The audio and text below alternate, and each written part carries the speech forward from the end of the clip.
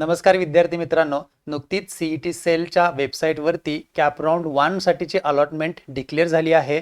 बऱ्याच विद्यार्थ्यांचे पालकांचे सकाळपासून फोन आणि मेसेज येत आहेत. फायनली ते डिक्लेअर झालंय. ते आता पाहायचंय कसं, कुठं पाहायचंय, कसं पाहायचंय, त्याचं ॲनालिसिस कसं करायचंय हे मी तुम्हाला दाखवणार आहे. त्याचबरोबर आता पुढे काय अलॉटमेंट झाली आहे, पुढच्या स्टेप्स काय आहेत याच्यावरती बोलूयात. ऑटो फ्रीज म्हणजे काय, सेल्फ फ्रीज म्हणजे काय आणि नॉट फ्रीज म्हणजे काय, बेटरमेंट म्हणजे काय हे मी थोडक्यात सांगेन आणि रिपोर्टिंगच्या स्टेप्स काय आहेत याच्यावरती बोलेन. त्याचबरोबर बऱ्याच पालकांचे कॉमन क्वेश्चन्स आहेत, फ्रिक्वेंटली वारंवार विचारले जाणारे प्रश्न आहेत, ते प्रश्नही आपण त्याच्यावरती बोलूयात. तर सर्वप्रथम बघूया की अलॉटमेंट झाली आहे ती चेक कुठे करायची आणि त्याचं ॲनालिसिस कसं करायचं आहे ते. तर त्याच्यासाठी तुम्हाला वेबसाईटवरती जावं लागेल. तीच वेबसाईट ज्या वेबसाईटवरती तुम्ही ऑलरेडी रजिस्टर केलं आहे, ऑलरेडी तिथून तुम्ही मेरिट लिस्ट बघितली आणि हे सगळं, ती म्हणजे fe2023.mahacet.org. इथं जायचं आहे. या डाव्या बाजूला तुम्हाला इथे दिसत असेल बघा, check provisional allotment status for CAP round 1. त्याच्यावरती क्लिक करा.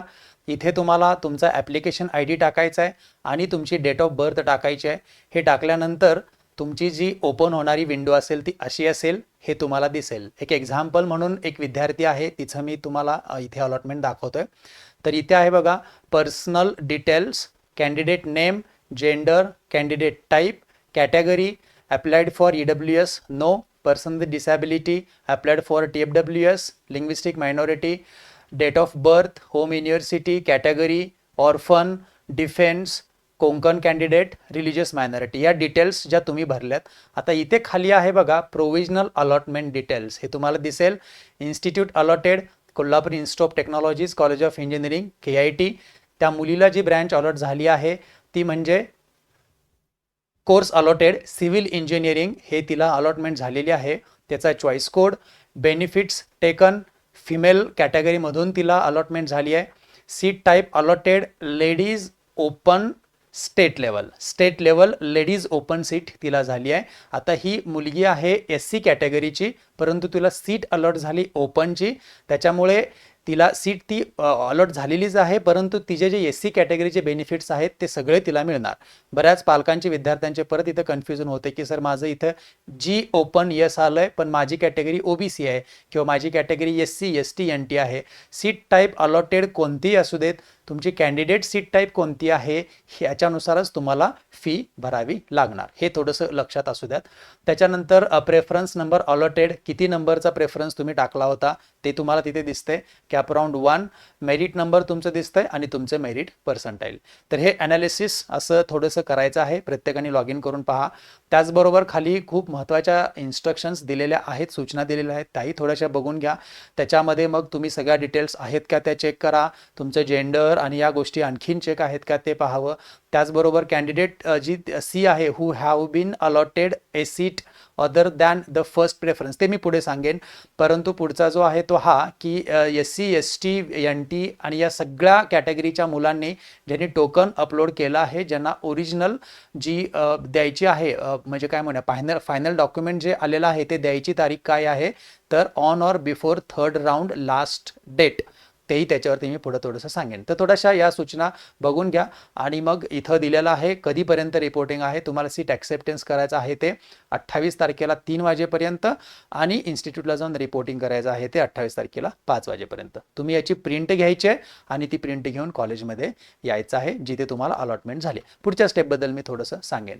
तुम्ही आता कॅन्डिडेट लॉग इनमध्ये जरी जाऊन गेलात, कॅन्डिडेट तुमचं ऑलरेडी रजिस्टर्ड इथे जे आहे या पेजवरती तुम्ही जाल, ठीक आहे. इथे होमवरती जाल, त्याचबरोबर इथे ऑलरेडी लॉग इन रजिस्टर्ड कॅन्डिडेटमध्ये लॉग इन कराल आणि तिथून लॉग इन केल्यानंतर सुद्धा तुमच्या लॉग इनमध्ये इथे अजून इथे अपडेट झालेलं नाही आहे, इथे check your provisional allotment for CAP round 1 हे तुम्हाला दिसेल, ते तुम्ही चेक करायचं आहे.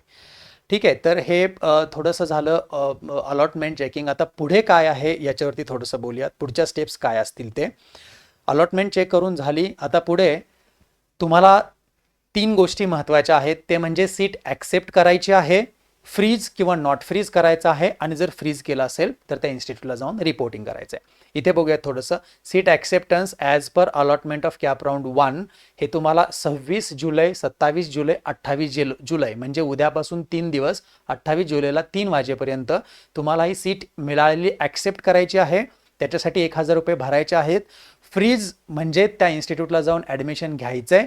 नॉट फ्रीज म्हणजे त्या इन्स्टिट्यूटपेक्षा त्या जो मिळालेला ऑप्शन आहे त्याच्यापेक्षा बेटर ऑप्शन, बेटर ब्रँच किंवा बेटर इन्स्टिट्यूट तुम्हाला करायचे. हे दोन्ही तुम्हाला या 3 दिवसातच करायचं आहे. जर तुम्ही फ्रीज केलं, सीट ॲक्सेप्ट करून फ्रीज केलं तर त्या इन्स्टिट्यूटला जाऊन तुम्हाला ॲडमिशन घ्यावं लागेल. त्याची तारीख तीच आहे 26, 27, 28. 28 तारखेला संध्याकाळी 5 वाजेपर्यंत. कदाचित आता सर्वांना पावसाची परिस्थिती माहिती आहे. हे जे ॲक्सेप्टन्स आणि रिपोर्टिंगची डेट 1-2 दिवसाने पुढे जाऊ शकते, पण तसं कोणतंही ऑफिशियल कम्युनिकेशन अजून CET सेलकडून आलेलं नाही आहे. ते आलं की मी ग्रुपवरती शेअर करेन, तसंच या व्हिडिओच्या खाली डिस्क्रिप्शनमध्ये पण मी अपडेट करेन. त्याचबरोबर जर बेटरमेंटला तुम्ही गेलात तर मग पुढची प्रोसेस काय आहे, तर तुम्हाला 29 जुलैला दुसऱ्या राऊंडसाठीची वॅकन्सी दिसायला लागेल. ती वॅकन्सी तुम्हाला बघून त्याच्यानुसार ऑप्शन फॉर्म भरावे लागतील दुसऱ्या राऊंडसाठी. आणि ती ऑप्शन फॉर्म भरायची जी तारीख आहे ती 30 जुलै, 31 जुलै आणि 1 ऑगस्ट अशी आहे. कदाचित यात जर काही व्हेरिएशन झालं तर मी तुम्हाला कळवेन. आता दुसऱ्या राऊंडच्या वेळेस ऑलरेडी KITमध्ये खूप छान अलॉटमेंट झाली आहे. सगळ्या सीट्स बऱ्यापैकी ह्या अलॉट झालेल्या आहेत, पण त्यातली बरीचशी मुलं ही बेटरमेंटला जातात. त्यामुळे कदाचित तुम्हाला सेकंड राऊंडच्या वेळेस KITमध्ये वॅकन्सी ही खूप कमी दिसेल, परंतु ती ॲक्च्युअल वॅकन्सी किती आहे त्यालाच मी वॅकन्सी अगेन्स्ट बेटरमेंट म्हणतो, याचा व्हिडिओ त्यावेळेस मी करून टाकेन. त्याच्यानुसार तुम्ही भरू शकता. त्याचबरोबर बऱ्याचशा मुलांनी पहिल्या राऊंडला खूप चुका केलेल्या आहेत ऑप्शन फॉर्म भरताना, त्यामुळे त्यांना अलॉटमेंट झालेली नाही आहे किंवा चुकीची अलॉटमेंट झाली आहे. अशा विद्यार्थ्यांनी बेटरमेंट करून, ज्यांना KIT पाहिजे आहे ते बेटरमेंट करू शकतात. आणि KITवरती ऑप्शन फॉर्म फिलिंगची आम्ही सुविधा फ्रीमध्ये उपलब्ध करून दिलेली आहे. 30 जुलै, 31 जुलै, 1 ऑगस्टमध्ये तुम्ही सकाळी 10 ते संध्याकाळी 4 या वेळेमध्ये येऊन ऑप्शन फॉर्म भरू शकता. थोडंसं आता अलॉटमेंट आणि याचं नेचर बऱ्याच वेळेला मी सांगितलंय, बऱ्याचशा व्हिडिओमधून पण हे शेअर केलंय, तरीही थोडक्यात सांगतो. सगळ्यांना माहिती झालेलं आहे, जर तुम्ही ऑप्शन फॉर्म भरले त्यातला पहिला ऑप्शन जर तुम्ही अलॉट झाला असेल, आता ऑप्शन अलॉटेड प्रेफरन्स नंबर दिसते की नाही, तिथे जर 1 असेल, पहिला ऑप्शन मिळाला असेल तर तो मॅन्डेटरी आहे. तुम्हाला त्या इन्स्टिट्यूटमध्ये जाऊन ॲडमिशन घ्यावंच लागेल. जर तुम्ही इन्स्टिट्यूटला जाऊन ॲडमिशन नाही घेतलं तर तुम्ही कॅपमधून बाहेर जाता. तुम्हाला कॅप राऊंड 2 किंवा 3ला ऑप्शन फॉर्म भरता येणार नाहीत. तुम्ही इन्स्टिट्यूट लेवलला ज्या सीट्स आहेत त्याच्यासाठी परत इलिजिबल आहात ते तुम्ही पाहू शकता. कॅप राऊंडमधून तुम्ही बाहेर जाता जर पहिला ऑप्शन अलॉट झाला असेल तर. जर दुसरा किंवा त्याच्यापासून पुढचे ऑप्शन अलॉट झाले असतील तर विचार करायचा आहे तो आपल्याला हवा असलेला ऑप्शन आहे का. असेल तर बिंदास्त ते तुम्ही सेल्फ फ्रीज करायचं आहे, सीट ॲक्सेप्ट करायची आहे आणि फ्रीज करून 26, 27, 28 या 3 दिवसांमध्ये त्या इन्स्टिट्यूटला जाऊन रिपोर्टिंग करायचं आहे. बऱ्याचशा मुलांचे इथे गैरसमज असतात की मी सीट ॲक्सेप्ट केली आहे माझ्या लॉग इनमधून आणि 1,000 रुपये भरलेत म्हणजे आता माझं ॲडमिशन कन्फर्म झालं, तर असं नाही आहे. तुम्हाला त्या इन्स्टिट्यूटमध्ये जाऊन तिथे तुमचे सगळे ओरिजिनल डॉक्युमेंट जमा करावे लागतात आणि जी काही इन्स्टिट्यूटची फी आहे ती भरून तुमचं ॲडमिशन कन्फर्म करावं लागतं. जर ते नाही केलं तर तुम्ही कॅपमधून बाहेर जाता. जर तुम्हाला दुसरा किंवा त्याच्या पुढचा ऑप्शन आहे तो तुम्हाला आवडीचा नाही आहे, बरीचशी मुलं KITसाठी ट्राय करतात त्यामुळे ती मुलं बेटरमेंटला जाऊ शकतात. तुम्ही दुसऱ्या राऊंडसाठी ऑप्शन फॉर्म भरू शकता, त्याच्यासाठी सीट ॲक्सेप्ट करा आणि नॉट फ्रीज म्हणा आणि ऑप्शन फॉर्म भरा. दुसऱ्या राऊंडसाठी सुद्धा तुम्ही ऑप्शन फॉर्म परत भरू शकता आणि तुम्हाला जी काही सीट अलॉट होईल ते तुम्हाला पाहता येईल. आता बऱ्याच वेळेला तुम्ही ज्यावेळेस बेटरमेंट करता याचा अर्थ समजून घ्या मित्रांनो, मला पहिल्या राऊंडला एक ऑप्शन मिळालाय, त्याच्यापेक्षा खरोखरच चांगला ऑप्शन मी टाकतोय आणि at the cost of sacrificing my first allotment, पहिला अलॉटमेंट मिळाले ते गेलं तर चालेल, परंतु मला चांगलं मिळालं पाहिजे आणि ते चांगलं म्हणजे कोणतं हे तुम्ही वरती टाकताय. त्याच्यामुळे सेकंड राऊंडला बऱ्याच वेळेला मागच्या वर्षीच्या बऱ्याचशा केसेस आहेत. आमच्या कॉलेजमध्ये सिव्हिल मिळालंय, मेकॅनिकल मिळालंय, इलेक्ट्रिकल मिळालंय, पण बेटरमेंट केलं त्या मुलांनी आणि दुसऱ्या राऊंडसाठी गेले. दुसऱ्या राऊंडला दुसऱ्या इन्स्टिट्यूट्समधले ऑप्शन्स टाकले, ENTC असेल, डेटा सायन्स असेल किंवा बऱ्याचशा ब्रँचेस, आणि त्यांना ते अलॉट झालंय दुसऱ्या राऊंडला आणि ते पालक परत आलेत आणि म्हणतायत की सर मला ते नको आहे, दुसऱ्या कॉलेजमधलं हे ब्रँच पहिल्या राऊंडला तुमच्या इथे अलॉट झालेलं मेकॅनिकल किंवा इलेक्ट्रिकल तेच हवं आहे. तर असं करता येत नाही. त्यामुळे खरोखर जे ऑप्शन बेटर आहेत तेच तुम्ही वरती टाकायचे. परत दुसऱ्या राऊंडला असंच परत बऱ्याचशा पालकांचा असा एक प्रश्न असतो की सर मला 10 नंबरची सीट अलॉट झाली आहे, आता दुसऱ्या राऊंडला मी ऑप्शन फॉर्म भरतोय तर किती ऑप्शन्स टाकू शकतो, फक्त वरचे 9च का? तर असं नाही आहे, तुम्ही परत 1 ते 300 ऑप्शन टाकू शकता. समजा तुम्ही 50 ऑप्शन टाकले तर 51वा ऑप्शन हा तुमचा पहिल्या राऊंडला जर अलॉट झाला असेल तर तो बाय डिफॉल्ट राहतो. आता दुसऱ्या राऊंडमध्ये परत तीच प्रोसेस आहे. पहिला ऑप्शन मिळाला तर तो ऑटो फ्रीज, जाऊन त्या इन्स्टिट्यूटला ॲडमिशन घ्यावंच लागेल, नाहीतर तुम्ही कॅपमधून बाहेर जाता. जर दुसऱ्या राऊंडला दुसरा किंवा त्याच्या पुढचा ऑप्शन मिळाला असेल, तो जर आवडीचा असेल तर तो घ्यायचा आहे. शक्यतो दुसऱ्या राऊंडच्या नंतर तुम्ही ट्राय करू नये असं माझं वैयक्तिक मत आहे, कारण दुसऱ्या आणि तिसऱ्या राऊंडला हा कट ऑफ खूप वाढतो. जे मिळालंय तिथे जाऊन ॲडमिशन तुम्ही कन्फर्म करावं. जर तो सीट ॲक्सेप्ट करायची आणि त्या इन्स्टिट्यूटला जाऊन रिपोर्ट करायचा आहे. जर तो ऑप्शन आवडीचा नसेल, आणखीन बेटरमेंट ट्राय करायचा आहे, परत तुम्ही ॲक्सेप्ट सीट केलेली असेल आणि बेटरमेंटसाठी तिसऱ्या राऊंडला ऑप्शन फॉर्म भराल. आता तुम्ही पहिल्या राऊंडलाच एखादी सीट अलॉट झाली आणि 1000 रुपये भरलेत, दुसऱ्या राऊंडला दुसरी सीट अलॉट झाली, परत 1000 भरायची गरज नाही आहे, किंवा कोणतीही अलॉट नाही झाली, तुम्ही परत नॉट फ्रीज करू शकता, परत 1000 भरायची गरज नाही आहे, तुम्ही तिसऱ्या राऊंडला जाता.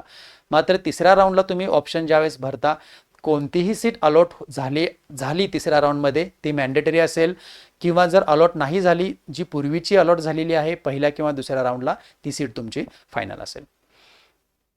याच्यावरती मी बोलतोय. आता बरेचसे कॉमन क्वेश्चन्स आहेत पालकांचे, विद्यार्थ्यांचे, की जे विचारले जातात, त्याच्यावरती थोडंसं सांगतो. पहिला प्रश्न असतो की sir, do I need to pay ₹1000 for betterment also and where to pay that? म्हणजे मला ॲक्च्युली मिळालेला ऑप्शन घ्यायचा नाही आहे, बेटरमेंट करायचा आहे, तर 1000 रुपये भरायचे का? तर हो, तुम्हाला 1000 रुपये DTE प्रोसेसिंग चार्ज आहे, त्यामुळे तो भरावाच लागतो. बेटरमेंटला जावा किंवा फ्रीज करा, म्हणजेच फ्रीज किंवा नॉट फ्रीज करा, 1000 हे सगळ्यांना भरायचे आहेत. ते तुम्ही घरी बसून भरू शकता, नेट कॅफेमधून भरू शकता, तुमच्या मोबाईलमधून भरू शकता.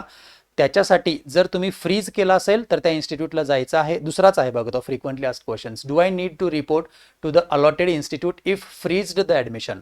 हो, तुम्ही जर ॲडमिशन फ्रीज केलं असेल तर त्या इन्स्टिट्यूटला जाऊन रिपोर्टिंग करणं मॅन्डेटरी आहे. असं बऱ्याच पालकांचा गैरसमज होतो की मी 1000 रुपये भरले आणि फ्रीज केलं म्हणजे माझं ॲडमिशन झालं. असं नाही आहे. त्या इन्स्टिट्यूटला फॉर एक्झाम्पल आता त्या मुलीनं सिव्हिल इंजिनिअरिंग आहे, तिनं 1000 रुपये भरले आणि फ्रीज केलं, तिनं KIT वरती यायला पाहिजे 26, 27, 28. तिचे सगळे ओरिजिनल डॉक्युमेंट्स इथे जमा होतील, झेरॉक्स जमा होतील, तिची जी काही फी आहे तेवढी फी इथे भरली जाईल आणि तिची सीट इन्स्टिट्यूटच्या लॉग इनमधून ॲडमिशन कन्फर्म होईल. जर तुम्ही नॉट फ्रीज केलं, बेटरमेंट केलं, तर त्या इन्स्टिट्यूटला जाण्याची काही गरज नाही आहे. तुम्ही तुमच्या घरी बसून मोबाईलमधून किंवा नेट कॅफेमधून 1000 भरून बेटरमेंट नॉट फ्रीज चूज करू शकता. त्याच्यासाठी त्या इन्स्टिट्यूटला जायची गरज नाही. तिसरा आहे, what is the last date for submitting pending documents? मगाशी आपण इन्स्ट्रक्शन्समध्ये बघितलंय, तिसऱ्या राऊंडचा शेवटचा दिवस आत्ताच्या टाइम टेबलनुसार 16 ऑगस्ट ही लास्ट डेट आहे. तोपर्यंत तुमचं टोकन काढून तिथे ओरिजिनल डॉक्युमेंट करण्याची तुम्हाला मुभा असेल. परंतु एक रिक्वेस्ट पर्सनल लेवलला सगळ्या विद्यार्थ्यांना, पालकांना करतोय, जर तुमचं कॅटेगरीचं डॉक्युमेंट मिळणार नाही हे तुम्हाला क्लिअर झालं असेल आणि तुम्हाला कॅटेगरीमधली सीट अलॉट झाली असेल तर बेटर तुम्ही पहिल्या राऊंडलाच ते कॅन्सल करून ओपनमधून करायचे. आता मगाशी मी जे उदाहरण दाखवलं, ती मुलगी आहे SC कॅटेगरीची, परंतु तिला सीट अलॉट झाली आहे ओपनमधली. त्या केसमध्ये तिचं समजा तिच्याकडे एखादं डॉक्युमेंट नाही आहे आणि ती तिसऱ्या राऊंडच्या शेवटच्या दिवसापर्यंत तिनं ते कास्ट व्हॅलिडिटी जमा केली नाही. ऑलरेडी त्या मुलीचे सगळे डॉक्युमेंट्स तयार आहेत, परंतु असं समजूया तिनं व्हॅलिडिटी जमा केली नाही. तिला सीट टाईप अलॉट झाली आहे लेडीज ओपन स्टेट, त्याच्यामुळे तिचं ॲडमिशन कॅन्सल नाही होणार, ते रिटर्न होणार, कारण तिला सीट ओपनची अलॉट झाली आहे. परंतु तिला कॅटेगरी बेनिफिट्स मिळणार नाही आहेत, कारण ती व्हॅलिडिटी जमा करू शकलेली नाही आहे. त्यामुळे तिला ओपनची पूर्ण फी भरावी लागणार. ठीक आहे. जर त्याच्या जागी तिचं LSCS असतं, म्हणजे लेडीज SC कॅटेगरी आणि स्टेट लेवल सीट, तर तिला मॅन्डेटरी जर तिचं डॉक्युमेंट राहिलं असतं व्हॅलिडिटी ते द्यावंच लागेल. आणि जर तिनं दिलं नाही तिसऱ्या राऊंडच्या शेवटच्या दिवसापर्यंत तर तिचं ॲडमिशन कॅन्सल होणार, रिटेन होणार नाही. मला वाटतं हे आता भरपूर क्लिअर करून सांगितलं. याच्या पुढे काही प्रश्न तुमचे नसावेत, जरी असले तरी कमेंट बॉक्समध्ये तुम्ही टाका, मी त्याचे उत्तर देईन. पुढचा आहे, can I change college list in cap round 2? हे मी अगोदरच सांगितलं आहे. हो, कॅप राऊंड 2ला तुम्ही गेलात की तुमचे ऑप्शन्स तुम्ही खालीवरती करू शकता, ॲड करू शकता. पण मित्रांनो काळजी घ्या, असेच ऑप्शन टाका जे खरोखरच पहिल्या मिळालेल्या ऑप्शनपेक्षा चांगले आहेत. विनाकारण ट्राय करायचं म्हणून, कोणतरी शेजारी सांगतोय म्हणून, मित्र सांगतोय म्हणून करू नका. असेच ऑप्शन टाका की जे मिळाले, मला पहिला अलॉटमेंटमध्ये मिळालेला ऑप्शन गेला तरी चालेल, परंतु हे हवेत असेच ऑप्शन तुम्ही टाका. शक्यतो आम्ही सांगतो जो अलॉट झालेला ऑप्शन आहे त्याच्या वरचेच ठेवा, म्हणजेच तुम्ही तर विचार करून टाकलेला आहे. ते का मिळाले नाहीत तुम्हाला वरचे 6-7? कारण त्याचे मेरिट हाय लागलेत. हे तुम्ही थोडीशी काळजी घ्या. Can I choose between option allotted in cap round 1 and 2? मगाशीच सांगितलं असं नाही आहे. कॅप राऊंड 1ला एक अलॉट झाले, तुम्ही बेटरमेंट केला, दुसऱ्या राऊंडला फॉर्म भरले, त्याच्यामध्ये दुसरी सीट अलॉट झाली, पहिली निघून जाणार, ती राहणार नाहीये. हे किंवा ते असं नसणार. बऱ्याच विद्यार्थ्यांना काही अलॉटमेंट झालेली नसेल, काही प्रॉब्लेम नाहीये, तुम्ही दुसऱ्या राऊंडला ऑप्शन फॉर्म भरू शकता. ऑप्शन फॉर्म भरायचे विसरलेत पहिल्या राऊंडला, तेही विद्यार्थी आता दुसऱ्या राऊंडला ऑप्शन फॉर्म भरू शकतात. आणि बऱ्याच विद्यार्थी आता कदाचित त्यांच्यापर्यंत कम्युनिकेशन न पोचल्यामुळे सीट ॲक्सेप्ट करायचं विसरून जातील, फ्रीज किंवा नॉट फ्रीज करायचं विसरून जातील. त्यांना जी अलॉटमेंट झाली ती निघून जाईल, ते परत पुढच्या राऊंडला सेकंड राऊंडसाठी ऑप्शन फॉर्म भरू शकतात. तर हे एवढंच या व्हिडिओमध्ये. आणखीन तुमच्या काही शंका असतील तर तुम्ही कमेंटमध्ये नक्की टाका. KIT ज्या ज्या मुलांना अलॉटमेंट झाली आहे त्या मुलांसाठीची प्रोसेस काय असेल, स्टेप्स काय असतील, हे व्हॉट्सअप ग्रुपवरती मी थोड्याच वेळामध्ये शेअर करणार आहे. And first of all again congratulations to all those students who have got KIT allotted and the branch they were wishing allotted in KIT. As well as बरेचसे विद्यार्थी आहेत त्यांना त्यांचं ड्रीम कॉलेज आहे, ते तुम्हाला जर अलॉट झालं असेल त्याच्याबद्दल अभिनंदन, कॉंग्रॅच्युलेशन्स. आणि ज्या विद्यार्थ्यांना अजूनही चांगलं कॉलेज हवं आहे, अजून चांगली ब्रँच हवी आहे, त्यांच्यासाठी good luck for option form 2. So thank you very much. See you tomorrow in college for reporting.